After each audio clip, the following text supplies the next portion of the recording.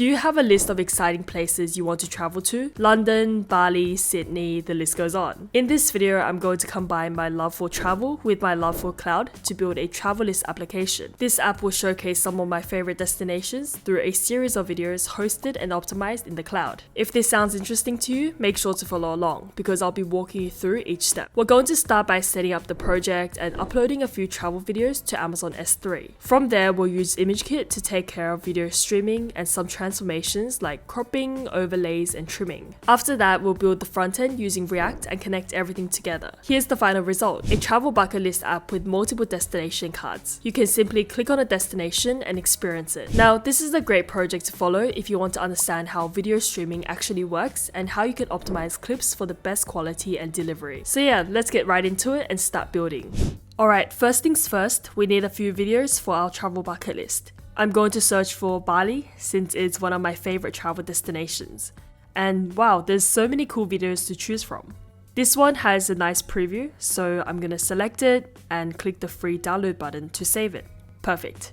I'm also going to quickly do the same for Egypt and France. Great, now we have all 3 travel videos ready to go. You can choose your own travel destinations and download around 3 to 5 videos. Now, the next step is to create an ImageKit account. If you don't already have one, let me walk you through the process. So to access ImageKit, head to the link in the description below and then click on sign up. ImageKit offers a free tier, which is perfect for testing and learning. Here, you can sign up with your email and create an account.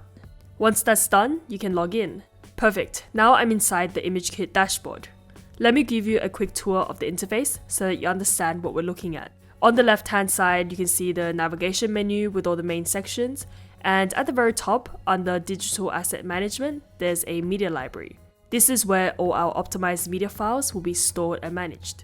Below that, there's also media collections and saved searches, which is useful for organizing your assets. There's a bunch of other sections, but I'll leave it up to you to explore. ImageKit also has a bunch of YouTube videos on the channel if you're looking for more tutorials on how to use the platform. But yeah, let's come back to ImageKit a bit later because now what we have to do is head over to the AWS console to upload our files. So if you don't already have an AWS account, make sure you create one, but I'm assuming most of you do. Once you log into the AWS console, navigate to Amazon S3.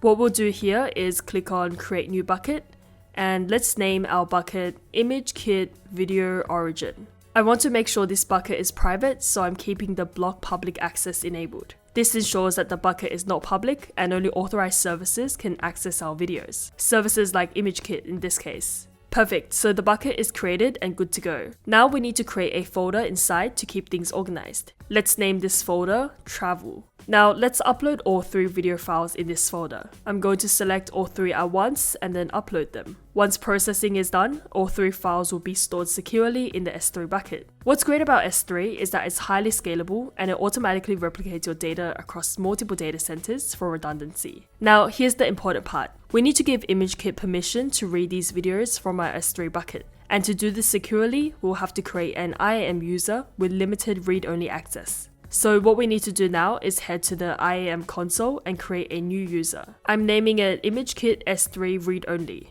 This user will only have permission to read files from our bucket. Next, we need to attach a policy to this user. We'll select the JSON option and add a custom policy that allows the S3 getObject action in the bucket. This means ImageKit can receive the videos but can't modify or delete them, which is important for security since we're protecting our content from unauthorized changes. Perfect, the policy is now created, and now I'm adding it into our IAM user. The last step here is to create an access key for this user. This will give ImageKit the credentials it needs to authenticate with AWS. So I'll specify the use case as application running outside AWS and name the key Travel Policy. You can now download the credentials, but make sure you keep them safe. Alright, now it's time to head back over to the ImageKit console. And what we have to do now is connect ImageKit to our external S3 storage. ImageKit will act as a CDN and optimization layer, making sure our videos are delivered fast and in the right format. Click on Connect with External Storage and select Amazon S3 as the source. Now we need to add the configuration details, so the bucket name, region, and the IAM credentials we created earlier. Once you've entered and saved those, let's do a quick test. So you can verify the connection works by copying one of the ImageKit endpoint URLs and opening it in your browser.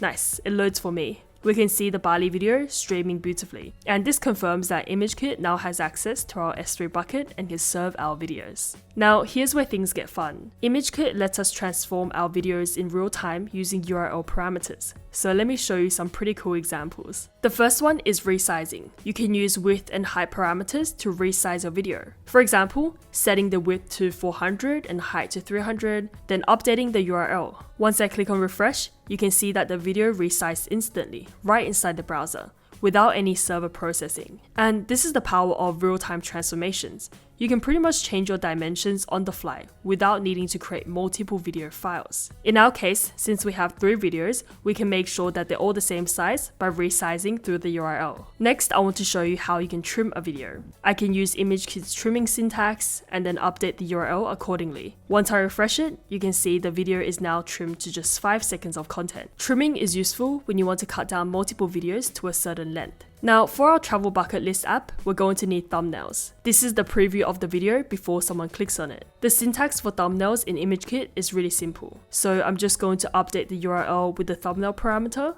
and here we go. A perfect thumbnail generated automatically from the video. Instead of uploading separate image files, ImageKit extracts a frame from the video. Super efficient. Now what we'll do is add text to identify each destination. And to do this, we'll use ImageKit's text overlay syntax, and let's say add Bali as the caption for this video.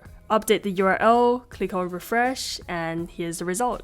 Text overlays help users immediately recognize which destination they're viewing, and it helps to provide, in general, more information about the video. And so with all of these transformations in mind, what I'll recommend doing is resizing and cropping your videos to the same dimensions.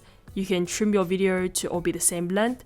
Make sure you create a thumbnail, and finally, add text overlays to identify the destination location. Now that our videos are ready, optimized, and transformed, our next step is to actually add them to our application. So I already have a React app prepared for us, and I'm going to open it in my editor. By the way, you can find a GitHub link to this in the description below, where I've uploaded the code as well as all the instructions. So what I'll do here is open the app.js file. Here's where we'll add our video links. So navigate back to ImageKit, find the URLs, and then paste them in this section. Once that's done, just save the file and the app should automatically refresh with all 3 videos loaded. Now, as a bonus, let me show you how we can use ImageKit's adaptive bitrate streaming feature, and we're going to do this programmatically. Adaptive bitrate streaming automatically adjusts video quality based on the player size and network conditions. So you can see I'm updating the video source in our code to point to ImageKit's HLS streaming link and running our app. And now, if we open Inspect Element and start resizing the video player,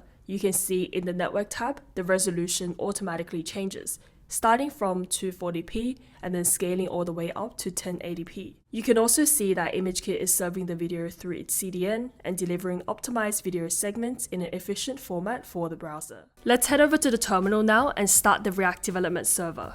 Perfect, it's running now. Let's click through the videos to verify everything works. So here's Paris, Bali, and Egypt. All 3 videos are streaming beautifully with the transformations applied. The text overlays are clear, the sizing's perfect, and the playback is pretty smooth. And there you have it. In this video, we built a travel bucket list app using AWS, ImageKit, and React. You can add this project to your portfolio to showcase your knowledge of cloud storage, video optimization, and your creativity. Let me know in the comments if you found this video helpful, and I'll see you in the next one. Bye for now.